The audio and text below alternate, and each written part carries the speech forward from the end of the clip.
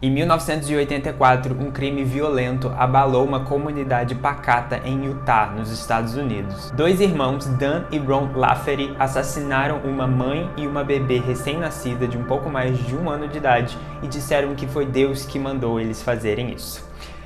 Vai ser um vídeo pesado. Esse é um caso real, um crime real que aconteceu e vai ser abordado aqui nesse livro Pela Bandeira do Paraíso, escrito pelo Jon Krakauer. E mais no final do vídeo nós também vamos falar sobre a adaptação Em Nome do Céu, uma minissérie que está disponível aqui no Brasil pelo Star Plus e é estrelada pelo Andrew Garfield. O Jon é autor de alguns livros bem famosos e prestigiados, como por exemplo Na Natureza Selvagem e No Ar Rarefeito, que eu particularmente não li nenhum desses dois livros, mas confesso que depois de ler Pela Bandeira do Paraíso eu fiquei muito tentado porque o cara sabe escrever. O Jon faz aqui nesse livro a mesma coisa que eu estou fazendo nesse vídeo. Joga na introdução a descrição desse crime, de um pai chegando em casa encontrando o corpo da sua esposa e da sua filha recém-nascida que foram brutalmente assassinadas e revela o grande motivo por trás desse crime e o verdadeiro tema desse livro: o fundamentalismo religioso mórmon. Ao longo do livro, o Jon vai mesclando informações sobre esse caso específico, mas também outros casos tão tenebrosos quanto ligados à religião mórmon, assim como fatos sobre a própria história da religião, pra gente entender a dimensão do problema que ele tá querendo apontar nesse livro. Como é possível que o Estado americano tolere a existência em seu território de comunidades que só obedecem às suas próprias leis, infringindo diariamente a Constituição americana? O que leva uma pessoa a ser um fundamentalista religioso? O que leva uma pessoa a ser atraída pela religião mórmon, que é a ramificação cristã mais recente que a gente tem? Quais são os podres intrinsecamente ligados a essa religião e como que nós, como sociedade, conseguimos dormir sabendo que tem pessoas fazendo isso mundo afora? Bem, eu espero que esse vídeo seja a minha contribuição, porque eu realmente fiquei muito impactado com essa leitura.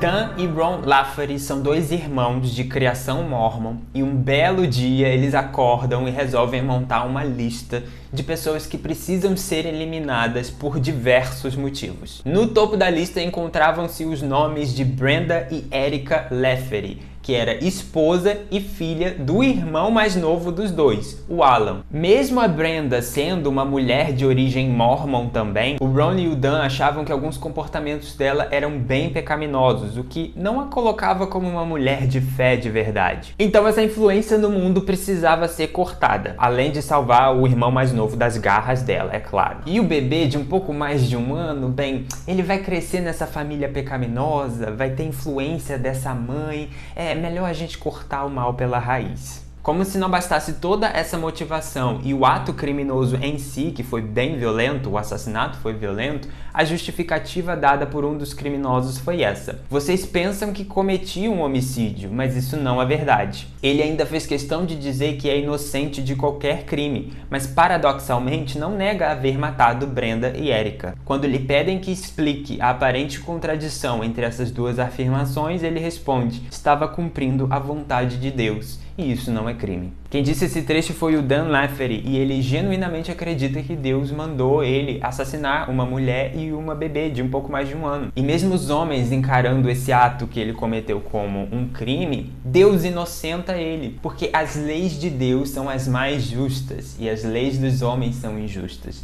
E só Deus pode julgar. Mesmo que os homens acreditem que esse ato que ele cometeu seja um ato criminoso, as leis de Deus o inocentam, porque as leis de Deus são as maiores que existem. Você pode puxar da sua bagagem de vida aí, não é incomum você ter escutado essa frase por aí, né? E por mais que ela não tenha sido dita para inocentar um assassinato, pode ter sido falada num contexto bem mais brando, ela revela uma verdade que é o pontapé inicial para o fundamentalismo. As leis dos homens são injustas e a única lei que a gente deve obedecer é a lei de Deus. Criar uma comunidade unida por um ideal e falar que quem está de fora desse ideal provavelmente está contra você e merece ser eliminado, é o pontapé inicial para uma guerra cultural e social que gera o fundamentalismo. Na verdade, o fundamentalismo é só uma consequência dessa atmosfera criada dentro dessa guerra cultural. E é comum você ouvir por aí que fundamentalistas religiosos não são cristãos de verdade ou qualquer outra religião que você queira selecionar. Que essas pessoas, na verdade, desvirtuaram do caminho verdadeiro, desvirtuaram a palavra do Senhor para fazer coisas horríveis ou propagar os seus próprios ideais. Essas pessoas não entenderam direito o que a Bíblia ou qualquer outro livro queira dizer. E para iniciar essa discussão, eu quero pegar uma frase que o John colocou aqui no livro. Todas as crenças religiosas derivam de fé não racional. E a fé, por definição, tende a ser imune à argumentação intelectual ou à crítica acadêmica. Isso é bem pertinente porque alguns anos atrás eu fiz um vídeo falando sobre o livro Juntos Somos uma Bomba, como eu apelidei, e nesse livro o autor tenta evangelizar subliminarmente os seus leitores, principalmente os leitores jovens, já que é um livro jovem adulto. E eu contei nesse vídeo um pouco sobre as minhas percepções dessa tentativa de evangelização, a minha relação com religião e tal. E na seção de comentários tiveram vários comentários clássicos desse tipo, de que essas pessoas que eu estava tentando falar ali no vídeo não são cristãos de verdade. Porque eles não entendem a palavra verdadeira, porque isso, porque aquilo. Mas agora vamos lá que eu vou tentar apelar para a sua razão. O John falou aqui que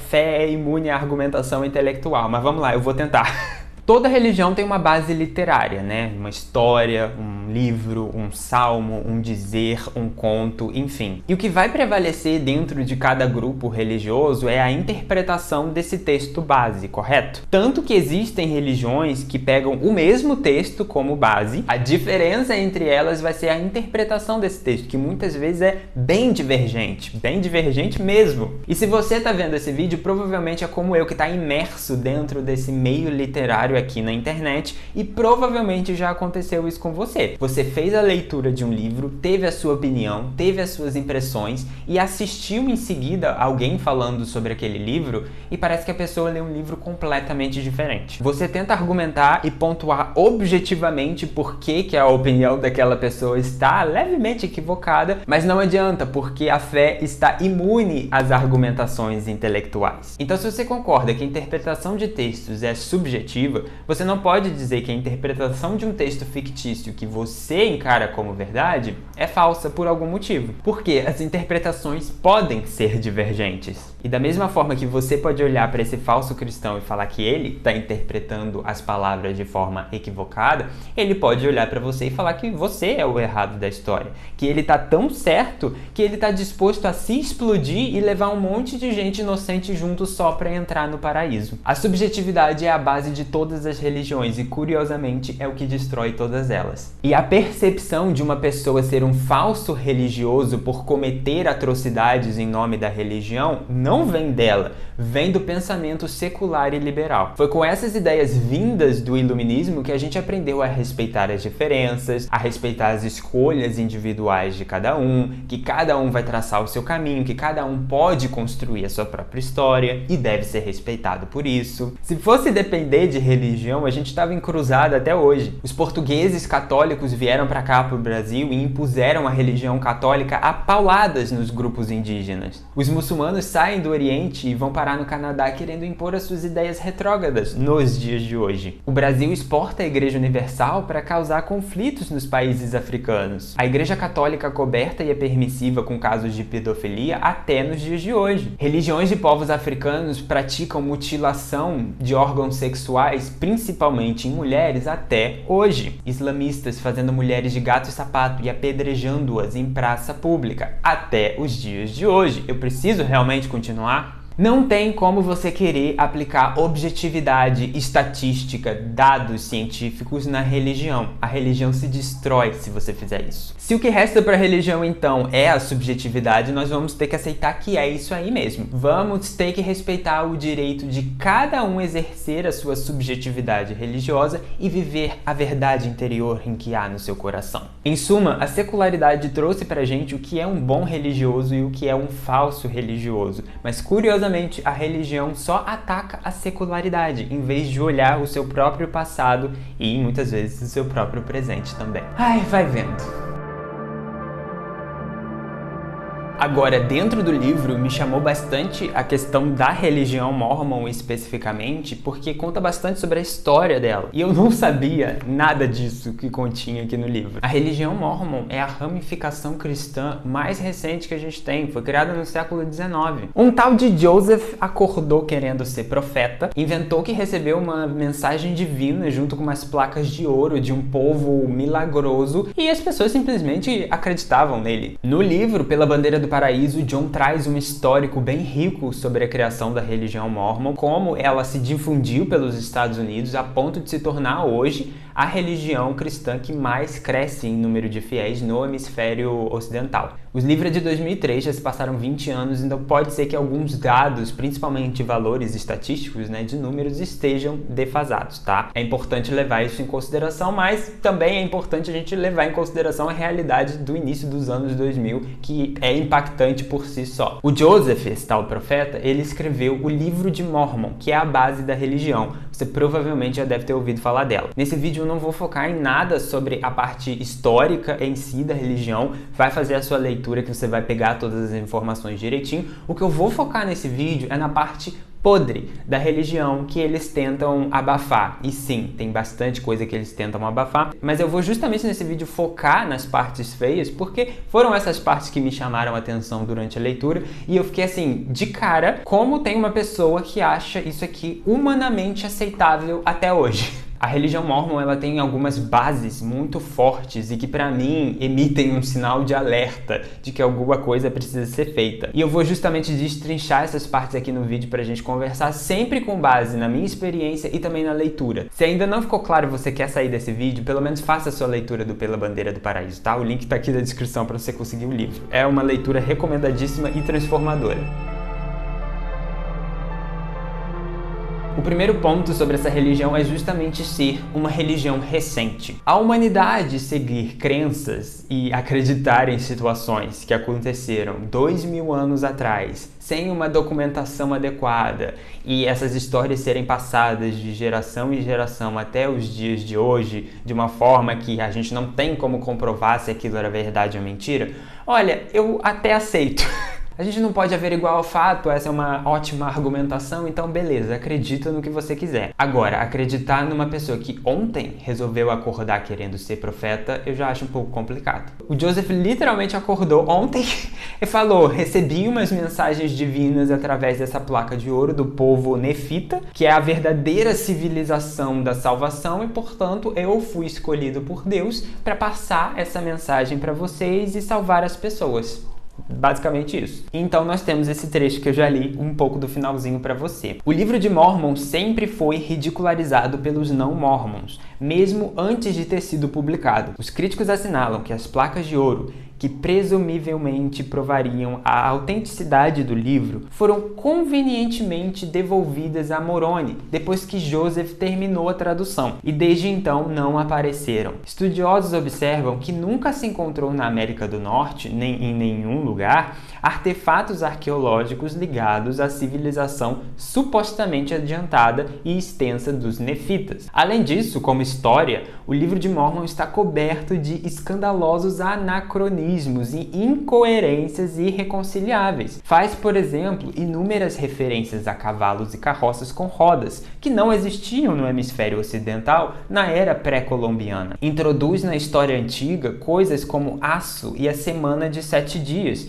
muito antes de haverem sido efetivamente inventadas. As análises modernas de DNA demonstram que os índios americanos não descendem de nenhuma raça hebraica, como seriam os lamanitas, que faz parte dessa historinha que o Joseph criou. Segundo o famoso sarcasmo de Mark Twain, o livro de Mórmon é clorofórmio impresso, observando que a expressão "e veio a acontecer que" é usada mais de 2000 vezes. Essas críticas e zombarias, entretanto, não são relevantes. Todas as crenças religiosas derivam de fé não racional, e a fé, por definição, tende a ser imune à argumentação intelectual ou à crítica acadêmica. Além disso, constantemente as pesquisas indicam que 9 em cada 10 norte-americanos acreditam em Deus, e a maioria segue alguma forma de religião. E aí, para você que está atacando, falando, meu Deus do céu, como alguém pode acreditar numa religião tão recente? Ele continua. Os que atacam o livro de Mórmon devem ter em mente que sua veracidade é tão duvidosa quanto a da Bíblia, ou do Corão, ou a das escrituras sagradas da maioria das demais religiões. Esses últimos textos simplesmente têm a considerável vantagem de haverem aparecido publicamente nos recessos sombrios do passado remoto, sendo por isso mais difíceis de refutar.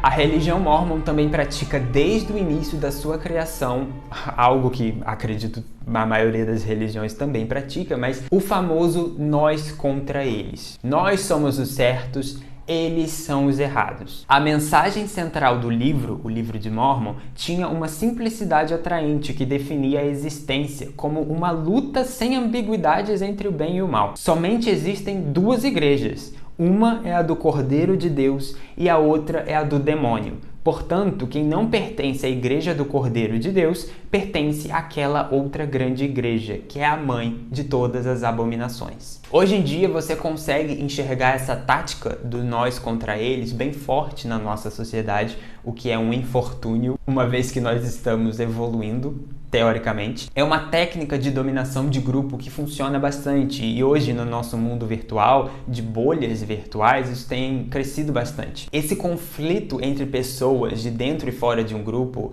gera não somente a identificação das pessoas de dentro do grupo, mas também reforça os ideais de quem está de fora. E como eu falei com as redes sociais, essa estruturação da nossa vida em bolhas virtuais, a gente está vendo esse tipo de comportamento acontecer com mais frequência e sendo aplicado em outros segmentos da nossa vida, como por exemplo a política. Inclusive, vamos abrir um parênteses aqui porque eu acho que esse é o momento perfeito para falar isso. É muito comum aqui na internet você encontrar vídeos com Tananã é uma seita, justamente porque esses grupos possuem algumas características de seita e principalmente esse nós contra eles. Só que a gente precisa tomar cuidado com essas afirmações e eu tô apelando pro seu bom senso, seu de quem tá assistindo, de não clicar nesse vídeo, não dar ibope para esse tipo de conteúdo, porque se tudo é uma seita, nada é uma seita. As palavras têm significado e a gente tem que tentar ao máximo preservá-los para que esse significado social não se perca e não perca força ao longo do tempo. Algum grupo ter características de seita é diferente desse grupo inteiro ser uma seita. E claro, você tem um papel fundamental nisso de não clicar e não dar visualização, porque quanto mais gente visualizar e isso se tornar um conteúdo chamativo e atrativo,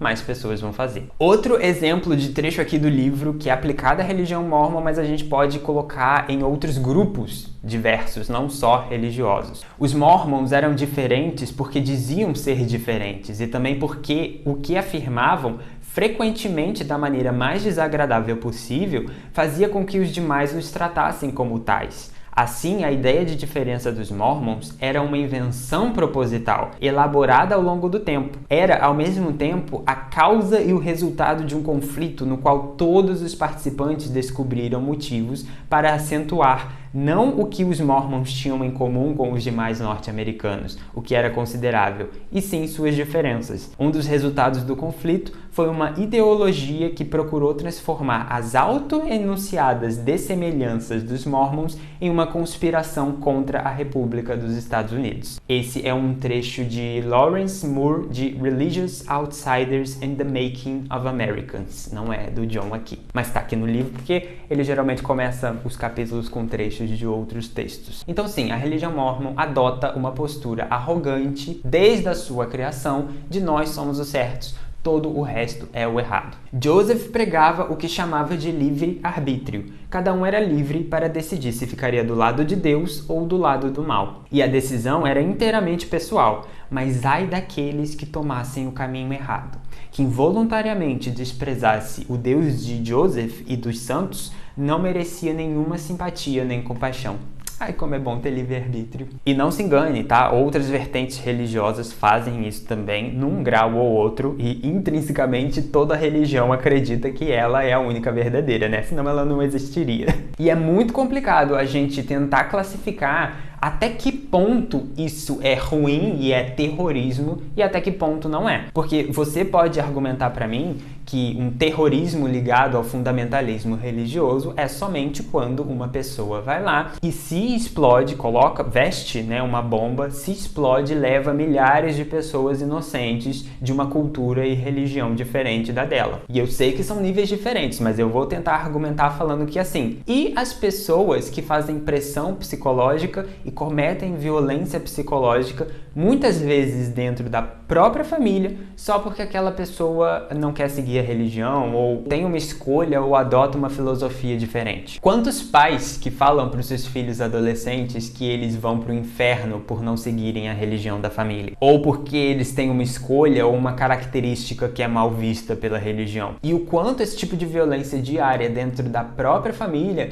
causa algum distúrbio psicológico naquela criança ou naquele adolescente, às vezes até naquele adulto, que muitas vezes se automutila continuamente e em alguns casos chega até levar ao suicídio. A pessoa tira a própria vida, porque a família, que é a base da sociedade, que deveria ser o local em que aquela pessoa recebe amor e cuidado e carinho, é também o local de violência. Isso não é considerado prejudicial, não é considerado terrorismo. Por quê? Tem casos próximos a mim de pessoas que se converteram a uma outra religião que não é a religião original da família, ou seja, essa pessoa passou a acreditar em uma coisa que a família não acredita, e essa pessoa cortou laços completamente com a família. Isso não é considerado prejudicial, socialmente falando? Não é uma aplicação de terror psicológico também e, portanto, deveria entrar na classificação de terrorismo?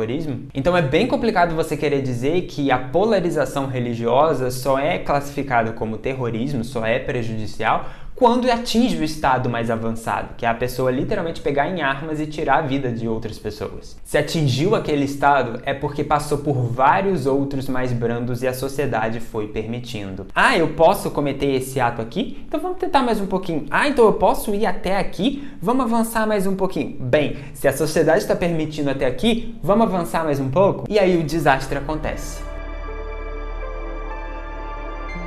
Outro ponto da religião mórmon é o racismo. Ah, sim, ele mesmo, não poderia faltar. É uma característica do berço da religião ser racista. Os mórmons falavam que negros e índios não eram o povo escolhido por Deus e a pele denunciava isso. Pele manchada ou pele escura denunciava uma alma escura e, portanto, não havia salvação para eles. Eles não só não eram aceitos dentro da religião, como existiram inúmeros conflitos ali na região de Utah entre mormons e grupos indígenas. Existiram batalhas, guerras, sequestros, morte, muita coisa complicada. E é importante lembrar que o contexto da criação da religião mórmon se mistura com o contexto expansionista para o oeste dos Estados Unidos. Então já estava acontecendo muitos conflitos entre brancos e indígenas, mas esse conflito ali na região de Utah era agravado pela religião, porque a religião propagava que os índios deviam ser eliminados. E claro, lembrando que esse racismo intrínseco na religião não é exclusivo da religião mórmon. Só que eu acho importante pontuar esses pontos da base da religião mórmon,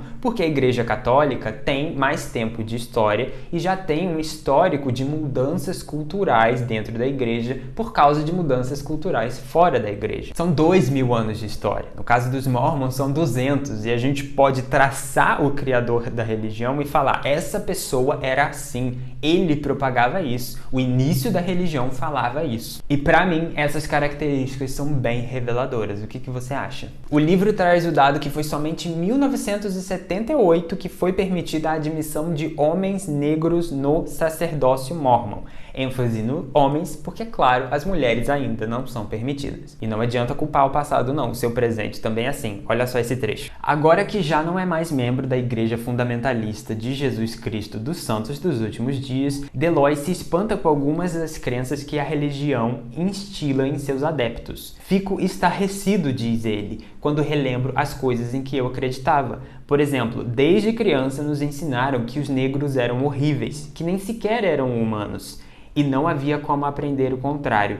Nunca havia negros na cidade. Eram completamente desconhecidos para nós. Eu mesmo nunca tinha visto um até chegar praticamente à idade adulta. E o primeiro em que vi foi em St. George. Lembro que fiquei olhando durante muito tempo. Eu nunca havia encontrado uma criatura como aquela. Para mim, é como se fosse uma espécie de animal estranho. Sei que é horrível acreditar isso. Hoje em dia me sinto culpado, mas foi assim que fui educado desde que nasci. E quando a gente aprende uma coisa dessa desde criança, não é fácil mudar de ideia. Outra noite, quando eu fui dormir, liguei a TV e por acaso estava passando o programa da Oprah. Me peguei imediatamente mudando de canal porque ela é negra. Eu tinha consciência de que era uma coisa errada, mas foi isso que a religião me ensinou a pensar, e é extremamente difícil esquecer uma coisa tão profundamente arraigada. E o que é mais triste é que a religião continua a ensinar exatamente essas coisas às crianças de hoje. Com efeito, a igreja FLDS ainda ensina que o casamento interracial é um pecado tão terrível que o castigo na lei de Deus é morte imediata. Mas não são terroristas não. Outro ponto que eu quero tratar aqui é a poligamia, que talvez seja a característica mais famosa dentro da religião mórmon. E foi a característica mais interessante de analisar dentro do Pela Bandeira do Paraíso, durante a minha leitura, porque eu pude relacionar várias informações que eu tirei daqui com algo que está acontecendo hoje em dia, que sempre me cheirou muito mal, mas eu não conseguia colocar em palavras, não conseguia organizar meus pensamentos. Aí foi Jon Krakauer lá e pum, me deu esse livro de presente. Muito obrigado, Jon. A poligamia era uma característica escolhida para o povo de Deus, e se você parar para pensar, é muito esperto do Joseph propagar essa ideia. Do que uma religião precisa? De fiéis. E se eu tô criando uma religião nova agora, o que eu preciso? De fiéis o mais rápido possível. Porque se eu não tiver pessoas que acreditem em mim o mais rápido possível, minha religião pode facilmente morrer dentro das próximas gerações. Então a religião mórmon incentivava a rápida reprodução do homem. Todo homem precisa reproduzir o tempo todo. Então não é incomum você encontrar famílias de muitos filhos que são mórmons. Só que a mulher tem um inconveniente, olha só, de que ela demora 9 meses para parir. Então eu coloco esse homem reproduzindo várias mulheres diferentes e eu aumento exponencialmente o meu número de fiéis. Vai virar uma progressão geométrica. E em poucos anos eu tenho muito mais fiéis do que eu teria se eu esperasse o curso natural da reprodução humana. Ai, Joseph é espertão, né, cara? Mas estamos falando de uma religião criada no século XIX, então espere muita represália social por causa da poligamia. Imagina, quem tá de fora da religião não aceita esse comportamento, em hipótese alguma. Então a religião vai propagar a poligamia enquanto acoberta os casos de poligamia que são descobertos. E uma das táticas de acobertamento que a religião vai utilizar é a mudança de nome para algo bonitinho. Poligamia é um nome muito forte, precisamos de um nome mais palatável socialmente. Então não, nós mormons não praticamos poligamia, nós praticamos casamento plural, casamento celestial, bodas espirituais. O famoso eufemismo para mascarar o que realmente é. Isso pode parecer muito inocente, mas é muito perigoso, porque quando você muda o nome de algo ruim para algo palatável, é muito fácil de você inverter os valores. Ao esconder o nome de algo ruim por um nome positivo, você ganha na emoção. Como assim você é contra o poliamor? É amor, então você é contra o amor? O seu coração está cheio de ódio para você ser contra uma forma de amor? É muito fácil esconder algo ruim e algo perigoso por trás de um nome fofinho e inverter o valor. Quando eu vi essa tática sendo usada aqui para cobertar a poligamia no século XIX dentro da religião mórmon, eu falei, tá aí o meu problema com o poliamor. Deus dominará essa nação, proclamou Taylor em 1879. Haverá mais derramamento de sangue, mais prejuízos, mais devastação do que jamais foi vistos. Não queremos ser obrigados a aceitar essa instituição da monogamia, que é um mal social. Viu essa frase por aí em algum tweet recente? Interessante, 1879, hein? Porque não se engane, você que ainda está assistindo esse vídeo, muito obrigado. Se você estiver gostando, deixa o like e aproveita para compartilhar com outras pessoas. As pessoas são lidas e tratadas de forma diferente, com base em algumas características. Então, nós temos que ter cuidado na hora de criar uma coisinha nova ou propagar um ideal sem pensar nas consequências dos diferentes tipos de pessoa dentro dessa sociedade. E principalmente, dentro disso aqui que a gente quer propagar, quem está ganhando mais poder? E de quem eu estou tirando buscando poder. Porque nesse caso da religião mórmon era muito evidente. E nesse caso do poliamor também. O poder é dos homens. Os homens podem e devem se casar com mais de uma mulher. As mulheres... gente, a mulher vai demorar 9 meses pra parir, ela tem um marido, tem os filhos pra cuidar, tem comida pra fazer, não dá tempo de amar ninguém, não. Depois de arrumar a casa, não sobra tempo pra amar mais de um marido. Ela vai ficar com aquele marido mesmo. Então não é raro você encontrar mormons casados com 10, 30, 40, 60 mulheres diferentes. O próprio Joseph teve cerca de 40 esposas. E olha aqui um depoimento sobre um tal de tio Hulon. Estima-se que o tio Hulon tenha se casado com 75 mulheres, com as quais teve pelo menos 65 filhos. Diversas de suas esposas lhe foram dadas em casamento quando tinham 14 ou 15 anos, e ele já mais de 80. Seus sermões frequentemente dão ênfase à necessidade de submissão total. Quero dizer-lhes que a maior liberdade está na obediência, diz ele em suas pregações. A obediência perfeita produz a fé perfeita. Como a maioria dos profetas da FLDS, seus ensinamentos se baseiam em grande parte nas longas arengas escritas do século XIX por Joseph Smith e Brigham Young. Tio Hulon gosta de recordar a seus seguidores a advertência de Brigham de que aqueles que cometem pecados inconfessáveis, como a homossexualidade, ou tiveram relações sexuais com um membro da raça africana, o castigo, segundo a lei de Deus, é a morte imediata. Isso será sempre assim.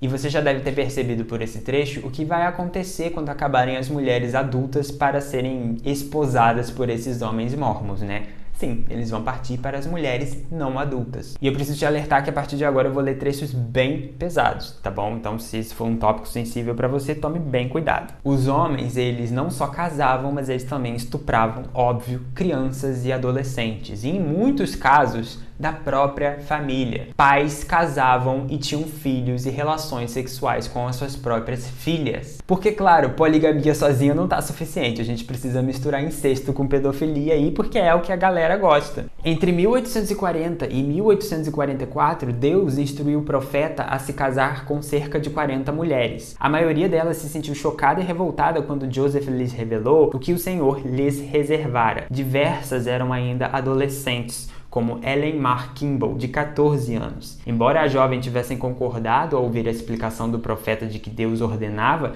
que ela se tornasse sua esposa plural e que tinha um prazo de 24 horas para cumprir a vontade divina, Ellen mais tarde confessou a uma amiga: eu era jovem e eles me enganaram, dizendo que a salvação de toda a minha família dependia disso. Um outro depoimento de uma outra mulher, que inclusive foi adotada pelo Joseph, é esse seguinte. Segundo a autobiografia de Lucy, no período em que ela morou na casa do profeta, o presidente Joseph Smith chamou-me para uma conversa e disse: tenho uma mensagem para você. Recebi uma ordem de Deus para tomar outra esposa e você é essa mulher. Minha surpresa foi imensa. Horrorizada, a moça hesitou e Joseph lhe explicou que, se recusasse, teria de enfrentar a perdição eterna. Não vou atenuar o que tenho a dizer, avisou ele. Trata-se de uma ordem de Deus dirigida a você. Dou-lhe até amanhã para resolver. Se rejeitar a mensagem, os portões se fecharão para sempre para você. Enquanto carregava suas jovens esposas e o bando de crianças rudes através da América Central, Kenyon recebeu uma série de revelações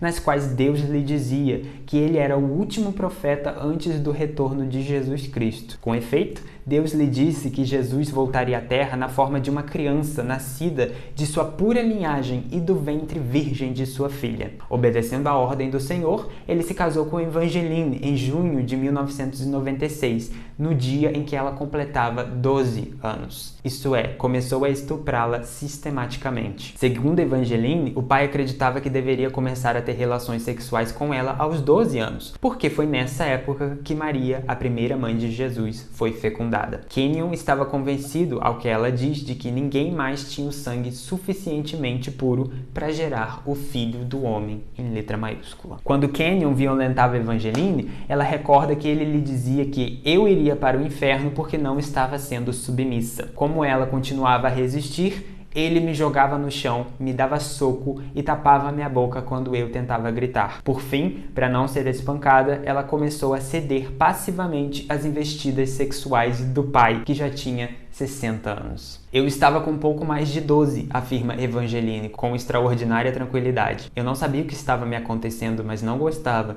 Eu me sentia brutalizada. Meu pai não me deixava ter amigas, nem falar com ninguém. Depois de ser estuprada pelo pai durante quase um ano, Evangeline ficou grávida, mas perdeu o bebê 2 meses depois. Em abril de 97, depois de novo insucesso, Kenyon a desterrou e abandonou-a na Guatemala.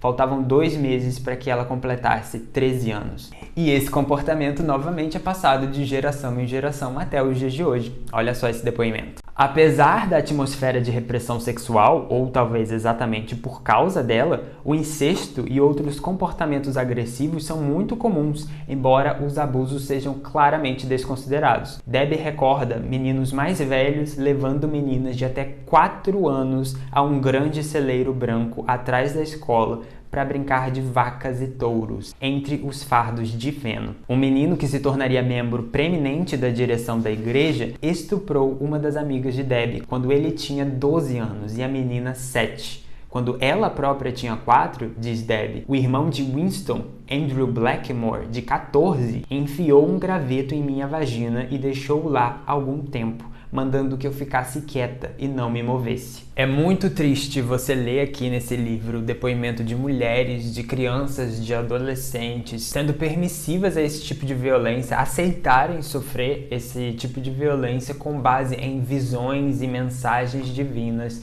que elas receberam através de sonhos. Elas acreditam que Deus mandou para elas sinais de que elas tinham que aceitar serem estupradas pelo próprio pai. Bem cara de Deus falar isso mesmo. Elas afirmam que receberam sinais em sonhos e eu, como cientista, não posso deixar de falar isso, tendo as informações que eu tenho, com quão triste é você ver uma coisa tão banal para o nosso corpo ser usada para praticar violência. O sonho nada mais é do que o nosso cérebro reenviando algum tipo de informação pra gente durante um sono que foi previamente colocada na nossa cabeça. Às vezes essa informação faz sentido, às vezes não faz sentido. Às vezes a gente nem lembra de algo que a gente sonhou. Mas se você é uma criança que está desde o início da sua formação como indivíduo preso num ambiente que falam para você o tempo todo que sinais divinos existem, que eles se comportam dessa forma, você vai armazenando isso na sua cabeça, aquilo vai sendo guardado e uma hora ou outra o cérebro vai te mandar essa informação de volta para você. Não é um sinal, é o seu subconsciente agindo. Em vez de você sonhar que está sendo perseguido por dinossauros numa floresta tropical, como eu sempre sonho porque eu fui uma criança obcecada por dinossauro,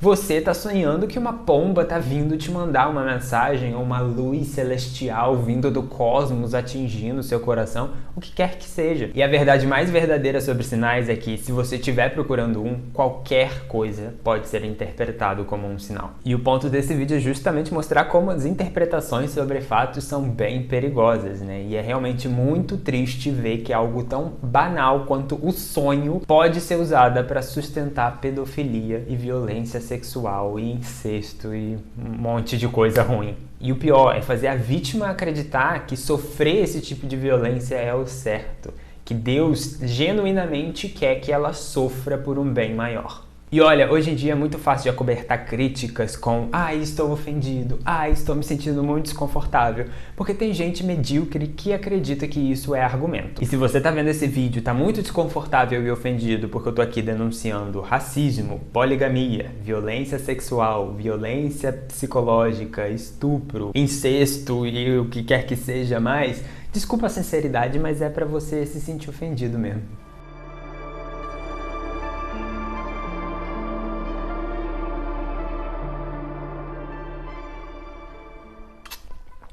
Vamos falar agora brevemente sobre a adaptação em forma de minissérie intitulada Em Nome do Céu, que aqui no Brasil está disponível no Star Plus. Mas antes eu queria agradecer a Companhia das Letras e também a Star Plus por ter mandado pra gente um kit na época do lançamento da série, que veio inclusive essa caneca maravilhosa que agora eu não vivo sem, aqui no meu Rio Grande do Sul que está frio. Veio o livro também, veio o bolso, enfim, foi uma caixa bem legal. E sim, eles mandaram esse kit na época do lançamento da série, que se eu não me engano foi em 2021 ou 2022. Demorou um pouquinho pra sair esse vídeo, mas eu tenho certeza que assim como você, a companhia e a Star Plus preferem um conteúdo mais substancial, mesmo que ele demore de ser feito, do que um conteúdo raso que as pessoas vão esquecer logo em seguida, não é? A série consegue explicar muito bem várias informações que o livro traz no enredo fictício. É importante salientar isso, que apesar do crime ter sido real, todo o desenvolvimento desse crime é fictício. O personagem principal, por exemplo, que é o detetive interpretado pelo Andrew Garfield, ele é fictício. O desenvolvimento da investigação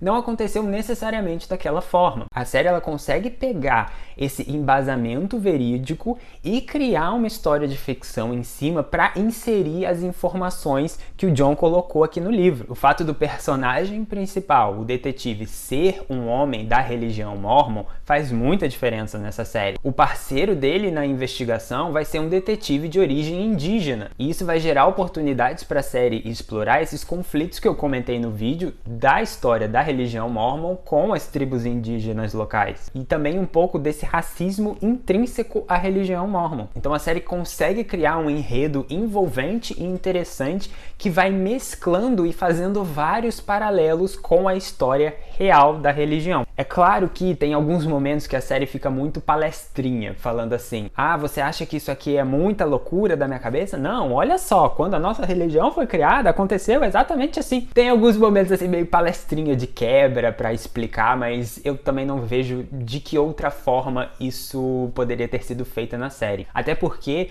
um dos principais propósitos do enredo da série é bater no Andrew Garfield. O Andrew Garfield vai começar essa investigação como um homem mórmon de fé e vai ver esse crime horrendo e vai falar: não tem nada a ver com a religião, olha só, eles seguiam a mesma religião, mas não tem nada a ver. E à medida que a história vai avançando, ele vai passando de não tem nada a ver para será que tem alguma coisa a ver? E no final, eu não vou falar qual é o final. Não vou falar qual é o final, você vai ter que assistir a série para saber como termina esse arco dramático do Andrew Garfield, mas eu gostei do final. Eu achei um final bem verídico, um final verdadeiro, um final seco, um final condizente com a proposta da série. E condizente com esse vídeo também. Às vezes a gente se pega muito nesse papel de querer salvar o mundo, de querer mostrar a verdade para todo mundo, e algumas pessoas simplesmente não querem serem salvas. Algumas pessoas conseguem viver muito bem na realidade como ela é.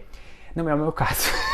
Não é o meu caso. Eu não consigo viver bem na realidade como ela é. Eu sempre tento fazer alguma coisa positiva, sempre tento fazer a diferença. E é por isso que eu tô gravando esse vídeo. Mas uma coisa interessante que fica muito clara na série, e que eu pelo menos não lembro de ter uma passagem aqui no livro que seja tão evidente, é porque o personagem do Alan, que vai fazer essa palestrinha, o Alan, ele é o esposo, que agora é viúvo, e também acabou perdendo a filhinha, que é irmão dos criminosos. O Alan vai ser essa figura meio palestrinha de eu já tive esse momento de reflexão sobre a nossa religião e agora eu tô passando pra frente. Vai ter um determinado momento ali da série que ele vai falar com essas palavras, basicamente. A nossa religião foi criada por pessoas que queriam cometer crimes e saírem impunes por isso. Esses homens criaram essas regras e criaram uma cultura para serem permissivas com essas regras. E todo esse confronto vai mexer muito com a cabeça do Andrew Garfield, dando esse tom mais dramático para a série e bem pessoal. A série é boa no quesito de explicar o crime, de expor algo que verdadeiramente aconteceu,